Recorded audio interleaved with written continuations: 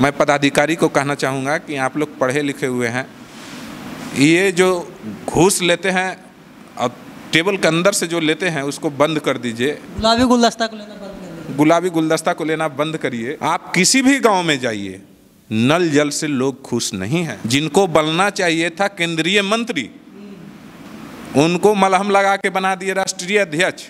Lollipop दिखा दिए। Lollipop दिखाए। अब लॉलीपॉप के चूसते रहिए, उससे अगर सारे समाज खुश हो जाते हैं तो उनकी मर्जी है। इसीलिए मैं बोल रहा हूँ कि किसान का हत्यारा आदमी है। इनको कोई फर्क नहीं पड़ता है किसान फांसी लगा ले, कर्ज में झूल जाए, खेत बाड़ी बिक जाए, इनको कोई फर्क नहीं पड़ता है। ये बस अडानी अंबानी के चम्मच है, चम्मच जिससे खाते हैं वो चम्मच है। नमस्कार, प्रणाम। मैं अमित चौरसिया और आप देख रहे हैं नालंदा का सर्वश्रेष्ठ न्यूज़ चैनल नालंदा दस्तक। आज हमारे साथ बातचीत करने के लिए मौजूद हैं अत्रि विधानसभा क्षेत्र के विधायक रंजीत यादव। आज इनसे हम चर्चा करेंगे जो बिहार के जो राजनीतिक परिदृश्य है। हाल ही में 2 दिन पहले जेडीयू के राष्ट्रीय अध्यक्ष का बदलाव हुआ है, ललन सिंह को बनाया गया है। और उसके साथ ही भाई वीरेंद्र जो कि आरजेडी के विधायक हैं, उनका कहना है कि 15 अगस्त को तेजस्वी यादव गांधी मैदान में झंडा फहराएंगे। इसके ऊपर रंजीत यादव जी का क्या कहना है, हम इसके ऊपर चर्चा करेंगे। रंजीत जी, सबसे पहले आपको हमारे चैनल पर स्वागत है। धन्यवाद। सबसे पहला सवाल, क्या तेजस्वी जी झंडा फहरा रहे हैं 15 तारीख को? जरूर फहरा रहे हैं, हर देशवासी फहराएगा। और 15 अगस्त पे तो मुझे भी फहराना है। तो तेजस्वी या पीछे कैसे रहेंगे? वो हमारे नेता हैं और झंडा जरूर फहराएंगे। ये झंडा तो सब कोई फहराता है रंजीत जी, लेकिन भाई वीरेंद्र जी का कहना था कि नीतीश कुमार की जगह तेजस्वी जी झंडा फहराएंगे। बहुत जल्द ये नतीजा आने वाला है। और हमारे सीनियर नेता भाई वीरेंद्र जी बोले हैं तो कुछ तो सच्चाई होगी। आपको क्या लगता है? मुझे भी लगता है जितना जल्दी आरजेडी परिवार का महागठबंधन के परिवार का झंडा इस बिहार पे फहरना चाहिए। क्योंकि हम जो 15-16 साल से देख रहे हैं, यहाँ क्या बेरोजगारी झेल रहा है लोग, यहाँ किस तरह से भ्रष्टाचार फैला हुआ है, यहाँ किस प्रकार से पदाधिकारियों का राज चल रहा है, किस प्रकार से पदाधिकारी अपने मर्जी से काम करवा रहे हैं। नाम का लोकतंत्र है, लेकिन ये हिटलर शासन चल रहा है यहाँ पे। लोकतंत्र तो सिर्फ दिखावा के रूप में है, लेकिन जो पदाधिकारियों का राज चल रहा है, किस फंड को कहाँ यूज करना है, अब पदाधिकारी निश्चित कर रहे हैं। विधायक कहाँ कर रहे हैं? विधायक का जो 3 करोड़ रुपया आता था, जिसमें से 2 करोड़ रुपया काट लिया गया, हिसाब मिला कि नहीं? वही मैं बता रहा हूँ कि जो 2 करोड़ रुपया मिला काट लिया गया। पिछले 50 लाख रुपया पिछले विधायक जी लोग का जो काटा गया था, उसका हिसाब तो आज तक मिला ही नहीं। 2 करोड़ फिर ले लिए। ये 2 करोड़ ले लिए। हम लोग तो जनता को अब क्या बताएं कि हम किस प्रकार से आपका जो समस्या उत्पन्न हो रहा है, जो पेयजल का समस्या उत्पन्न हो रहा है, नली गली का समस्या उत्पन्न हो रहा है। इन्होंने तो बोला था कि 7 निश्चय के थ्रू हर घर नल जल पहुंचा देने का काम करेंगे। और जो पैसा वेस्ट किया गया नल जल में, आप किसी भी गांव में जाइए, नल जल से लोग खुश नहीं हैं। और मेरे पास में लोग आते रहते हैं, अपना समस्या सुनाते रहते हैं पेयजल की, और वो मुझसे चापाकल मांग रहे हैं। तो सरकार जो पैसा नल जल में वेस्ट कर दी, कहीं कहीं नल जल में 40 लाख 50 लाख तक वेस्ट हुआ। अगर 50 लाख को यूज किया जाता तो 50 दूनी 100 चापाकल तो 100 गांव में 100 घर के पास में गड़ा होता। समस्या कहाँ रहता पानी का। लेकिन ये बोले कि हर घर नल पहुंचाएंगे। तो पाइप लगा हुआ है वो भी टूटा हुआ है, नल लगाया वो भी टूटा हुआ है, बोरिंग किया है जो पानी 2-4 घर के बाद पहुंचता ही नहीं है। तो इतना पैसा वेस्ट करने का क्या मकसद था? मतलब कि आपका कहना है कि जो 7 निश्चय के तहत नल जल योजना था, वो भ्रष्टाचार का अड्डा साबित हुआ है। वो भ्रष्टाचार का मुख्य मुद्दा बना। जो 7 निश्चय बोले कि हम घर घर नाली पहुंचा देंगे, सड़क बना देंगे, पीसीसी बनवा देंगे, रोजगार देंगे बेरोजगारों को, रोजगार देंगे बेरोजगारों को। लेकिन आप देख सकते हैं कि न नल जल सक्सेस हुआ, न आज नली गली सक्सेस है। मेरे पास में आ रहे हैं विधायक लोग के पास में कि सर नाली नहीं बना हुआ है, तो नाला बना हुआ है तो ढक्कन नहीं है, तो नाला आधे दूर बनाकर छोड़ दिया गया है। तो सारी समस्या गांव में हिल है। ये सारी समस्याओं को जो पैसा खर्च हुआ सरकार का, तो वो तो वेस्ट हुआ। इसीलिए हम लोग ने कटौती प्रस्ताव में ये पक्ष रखा था कि जो 2 करोड़ रुपया हम लोग को काट लिए, वो 2 करोड़ का हिसाब कहाँ है? हम अपने क्षेत्र की जनता को क्या हिसाब देंगे कि 2 करोड़ का क्या हुआ? 5 साल में जो आता है पैसा, 5 साल विधायक के होते हैं, 3 करोड़ रुपये आते हैं सर। 3 करोड़ रुपया साल में आते हैं, तो 2 करोड़ रुपया आप काट लिए, वो 2 करोड़ कहाँ खर्चा कर रहे हैं? आज वैक्सीन के लिए लोग जा रहे हैं तो बोल रहे हैं कि वैक्सीन उपलब्ध नहीं है। आज इलाज के लिए जा रहे हैं तो बोल रहे हैं कि यहाँ दवाई नहीं है। तो कहाँ जा रहा है पैसा? मतलब कि हर मोर्चे पे सरकार फेल है, आपका ये कहना है? मेरा तो यही कहना है, मेरा नहीं, पूरे मेरे नेता प्रतिपक्ष का कहना है। पूरे विधानसभा के जो विधायक हैं, शायद भाजपा के और जदयू के विधायक नहीं कुछ बोलते हैं, लेकिन उनको भी मलाल है कि मेरा 2 करोड़ रुपया खा गया। उनको भी मलाल है कि मैं क्षेत्र की जनता का क्या काम करूंगा। उनको भी मलाल सारी बातों को है, लेकिन वो उनका मुंह सील टेप से बंद किया हुआ है। हम लोग विपक्ष हैं, हम लोग का तो बोलने का हक है। हम खुद खुलकर आप लोग बोलते हैं लेकिन सुना नहीं जाता।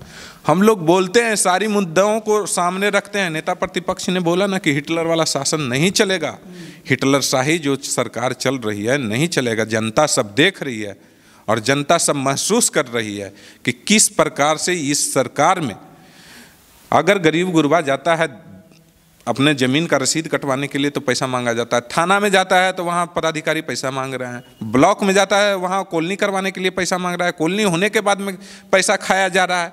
आप उठाकर देख लीजिए, मनरेगा में अतरी क्षेत्र के अतरी में, मोहड़ा में भारी मात्रा में शिकायत आया कि मनरेगा में लूट हुआ।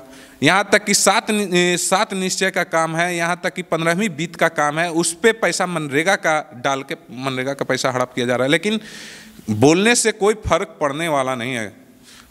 सरकार आंख मुने हुए है, पदाधिकारी पे एकदम दिव्य दर्शन दिए हुए हैं। वो पूरा एकदम आशीर्वाद है, पूरे आशीर्वाद है। हम लोग कोई भी शिकायत करेंगे, विधायक अगर शिकायत करेगा कोई फर्क नहीं पड़ता है, तो आम जनता का शिकायत का क्या होगा? सोचने वाली बात है। अच्छा रंजीत जी, एक बात और बताइए, अभी पूरे देश में जातीय जनगणना को लेकर के हंगामा हुआ है। तेजस्वी जी का भी कहना है कि जातीय जनगणना होना चाहिए, नीतीश कुमार जी का भी कहना है जातीय जनगणना होना चाहिए। पेच कहाँ पे फंसा है? पेच फंसा हुआ है, पेच प्रधानमंत्री फंसा हुए हैं। जातीय जनगणना इतना जरूरी है कि लोग ये तो जागरूक हों, जाने कि मेरे कितने संख्या में किस आधार पे लोग अंतिम पायदान पे बैठे हुए हैं, कितने संख्या में अति पिछड़ा लोग हैं, कितने संख्या में कौन जाति। हमारे डॉक्टर अंबेडकर साहब ये संविधान को निर्धारित किए थे और पिछड़ों को जो अंतिम पायदान पे बैठे हुए उनको आगे लाने के लिए जो आरक्षण मिला था उसको खत्म करने का एक साजिश है कि जातीय जनगणना नहीं कराई जा रही है। जितनी मेरी भागीदारी उतनी हिस्सेदारी होनी चाहिए, लेकिन उस भागीदारी को छुपाया जा रहा है। और जातीय जनगणना होना सबसे ज़्यादा जरूरी है। वो नीतीश कुमार जी, माननीय नीतीश कुमार जी हों मुख्यमंत्री, या माननीय नेता प्रतिपक्ष हों, या और देश के जो समाज को जो पिछली पंक्ति में बैठे उनको आगे लाना चाहते हैं, उनका आवाज़ है और सबों का आवाज़ है कि जिसकी जितनी भागीदारी उतनी हमारी हिस्सेदारी होनी चाहिए। लेकिन उसमें भी चोरी किया जा रहा है, उसमें भी कटौती किया जा रहा है। हमारी हिस्सेदारी ज़्यादा है लेकिन हम लोग को वही मिल रहा है। जातीय जनगणना छुपाया जा रहा है। कुत्ता बिल्ली का हो जाता है गणना कि कितना कुत्ता है, कितना बिल्ली है, कितना गाय है, कितना भैंस है, लेकिन जातीय जनगणना के ऊपर सरकार पीछे हट रही है। लेकिन आदमी का गिनती नहीं होने। आपको क्या लगता होना चाहिए? हर हालत में होना चाहिए। लोग को जानकारी हो जाना चाहिए कि किसकी कितनी भागीदारी है, हिस्सेदारी कितनी होनी चाहिए। आप अगर भाई में 2 भाई हैं, आपका बंटवारा होता है तो आपको जानकारी होनी चाहिए कि मेरे पास में कितना खेत है, उसको कितना बराबर में बांटा जाए। तो जितना हिस्सेदारी रहेगा उतना ही नहीं मिलेगा दोनों भाई को। लेकिन यहाँ तो खेत ही छुपाया जा रहा है, यहाँ तो खेत ही नहीं बताया जा रहा कि कितना आपका खेत है। एक भाई ज़्यादा हड़प करके बैठा हुआ है, एक भाई को कम पड़ रहा है, वो पिछड़ रहा है, पिछले पायदान पे जा रहा है। तो ईमानदारी और सच्चाई नीति तो यही है कि दोनों भाई का हिस्सा सामने रखना चाहिए कि कितना खेत पड़ता है, दोनों का हिस्सा कितना होना चाहिए। उसी प्रकार से है कि जितनी भागीदारी हैं हम लोगों की वो जानकारी होनी चाहिए देश के पटल पे, तब तो हम मुझे जानकारी होगा कि मुझे हिस्सा कितना मिलना चाहिए। जिस हिसाब से है उस हिसाब से हिस्सा मिलना चाहिए हमें। जो हिसाब है वो हिसाब से हिस्सा मिलना चाहिए, लेकिन हिसाब को ही तो छुपाया जा रहा है।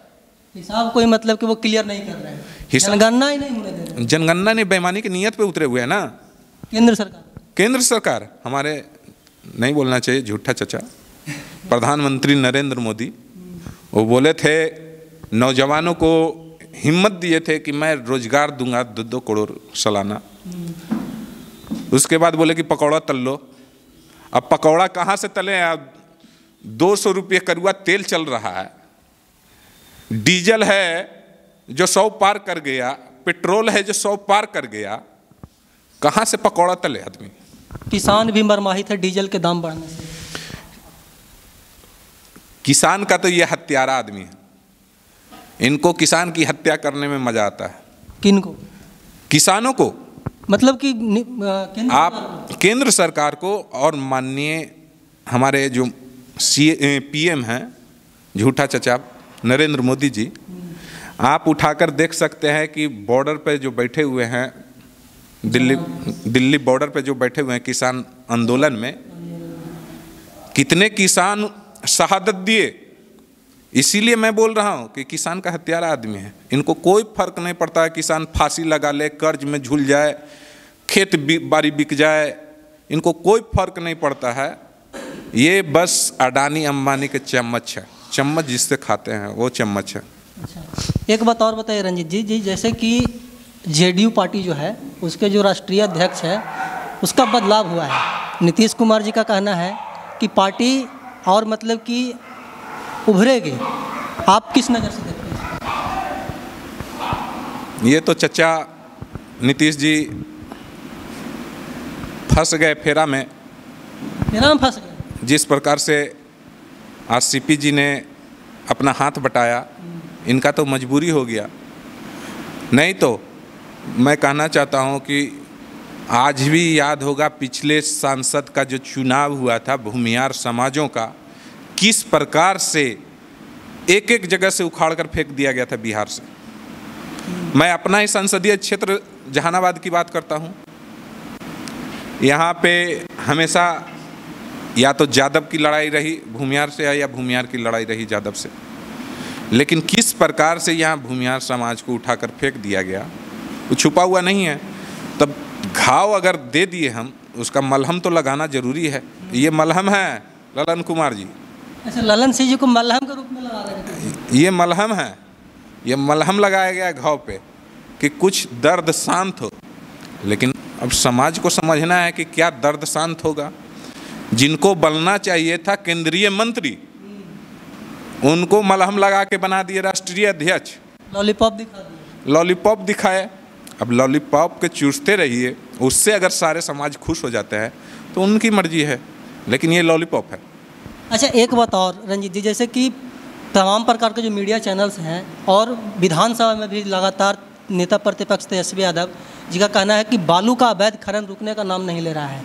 आप इस पर क्या कहें? इसमें सरकार की सहभागिता है, सरकार की मिलीभगत है। सरकार की मिलीभगत है। वो तो साबुत है सामने कि किस प्रकार से एक मिलीभगत को छुपाने के लिए एसपी को सस्पेंड किया गया, डीएसपी को किया गया, एसडीओ को किया गया। तो आप सरकार की सहभागिता समझिए। जब एसपी घूसखोर है, जब डीएसपी उसमें हाथ बटाए हुए एसडीओ की मर्जी से बिक रहा है बालू, तो उसमें जनता क्या करेगी? जनता जानती है ना कि सरकार का सहभागिता है। आप एक तरफ से बंद कर दिए हैं बालू, दूसरी तरफ से छूटा राज दे दिए हैं, काला कानून चला दिए हैं, अपना जिस प्रकार बेचो और सहभागिता देते रहो। पुलिस के संरक्षण में ये बिक रहा है बालू। बिना पुलिस के संरक्षण में कुछ हो ही नहीं सकता है। ये तो पुलिस का मेल है। हर जगह जहाँ भी आप जाइए बड़ा बड़ा प्रोजेक्ट हो रहा है। मेरे यहाँ त्रि क्षेत्र में बड़ा प्रोजेक्ट हो रहा है, गंगा उद्धव डैम। बालू कहाँ से आ रही है? कहाँ से आ रही है? फल्गु से जा रही है। कितना चोरी हो रहा है, सब सहभागिता चल रहा है। उतना बड़ा प्रोजेक्ट में बालू का जो आवंटन है वो जब सरकार गया जिला बंद की हुई है तो बालू कहाँ से पहुँच रहा है? कहीं ना कहीं मतलब कि पेच है, हमेशा पेच है, सामने दिख रहा है। गया जिला में आपका फल्गु है, पैमार है, गया जिला में ही आपका मोहड़ा के पास में जो नदी है, सब गया से ब्लैक मार्केटिंग हो रहा है और बिना पदाधिकारी के मेल से ये हो सकता है, आप समझ सकते हैं। आखिरी सवाल रंजीत जी, हमारे चैनल के माध्यम से क्षेत्र के शासन प्रशासन को और जनता को क्या संदेश देना चाहेंगे? मैं जनता को संदेश देना चाहूँगा कि हम लोगों ने जो मिस किए हैं, जो माननीय तेजस्वी यादव जी को सीएम की कुर्सी पे बैठाने का जो हम लोगों ने, नौजवानों ने जो आशा और उम्मीद किए थे, हम लोग बना भी दिए थे, थोड़ा चोर दरवाजे से लोग घुस गए। लेकिन मैं कहना चाहूँगा कि सरकार को बदलिए। सरकार युवा नौजवान का, आपको मालूम होगा कि बिहार ऐसा प्रदेश है जो इंडिया में सबसे नंबर 1 पर युवाओं का प्रदेश है। और युवाओं का जब प्रदेश है तो युवा का सोच रखने वाला माननीय तेजस्वी भैया को सीएम की कुर्सी पर बैठना चाहिए। और जो विकास की गति मध्यम हो गया है, जो भ्रष्टाचार का राजनीति चल रहा है, भ्रष्टाचार पदाधिकारी हो गए हैं, उन सबों से छुटकारा पाने के लिए एक बार माननीय तेजस्वी भैया को सीएम की कुर्सी पर बैठाने का काम करें। शासन प्रशासन को क्या कहना चाहिए? मैं शासन प्रशासन को कहना चाहूँगा कि एक बार बिहार की जनता की तरफ देख लीजिए। एक तो हम लोग को बिहारी कहकर गाली दिया जाता है अलग प्रदेशों में, और बिहार को सबसे निचले दर्जे पायदान पे माना जाता है और रिपोर्ट में भी सबसे निचले पायदान पे है विकास में और सब कुछ में। मैं पदाधिकारी को कहना चाहूँगा कि आप लोग पढ़े लिखे हुए हैं, ये जो घूस लेते हैं और टेबल के अंदर से जो लेते हैं उसको बंद कर दीजिए। गुलाबी गुलदस्ता को लेना बंद करिए। गुलाबी गुलदस्ता को लेना बंद करिए और युवाओं के प्रति सोचिए और देश प्रदेश को आगे बढ़ाइए कि देश में जैसे युवाओं में नंबर 1 बिहार है, उस प्रकार से विकास में नंबर 1 हो। मेरा उनसे यही आग्रह है। तो हमारे साथ उपस्थित थे क्षेत्र विधायक रंजीत यादव जी, जो कि हमारे हर एक सवाल का प्रमुखता से जवाब दिए। इनका कहना है कि जो भी अधिकारी हैं वो घूस लेना बंद करे तभी बिहार तरक्की कर सकता है, और एक बार तेजस्वी यादव को मुख्यमंत्री के कुर्सी तक बैठाने का काम करे हुआ, तभी युवाओं के सोच वाली सरकार बनेगी। देश दुनिया की तमाम खबर देखने के लिए जुड़े रहे हमारे साथ। वीडियो जर्नलिस्ट रंजू के साथ नालंदा दस्तक, अतरी।